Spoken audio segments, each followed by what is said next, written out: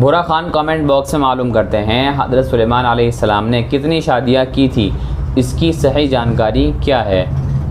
حضرت سلیمان علیہ السلام اللہ کے عظیم نبی گزرے ہیں، جن کو اللہ تبارک و تعالی نے ایسی سلطنت اور حکومت عطا فرمائی تھی کہ چرند پرند درند اور پہاڑوں اور پتھروں پر بھی ان کی حکومت تھی۔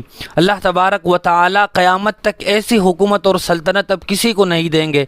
حضرت سلیمان علیہ السلام کی بیویوں کا تذکرہ بخاری شریف میں 60 سے لے کر 100 تک کے درمیان میں ملتا ہے۔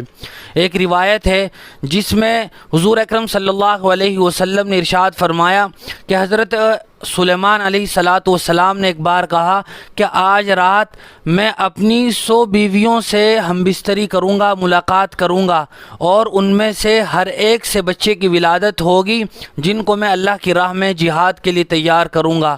لیکن انہوں نے انشاءاللہ نہیں کہا تھا۔ نتیجے میں کسی بیوی سے کوئی لڑکا پیدا نہیں ہوا، صرف ایک بیوی سے آدھا بچہ پیدا ہوا۔ حضور اکرم صلی اللہ علیہ وسلم نے اس کے بعد ارشاد فرمایا کہ اگر انہوں نے انشاءاللہ کہا ہوتا تو سب سے بچوں کی ولادت ہوتی۔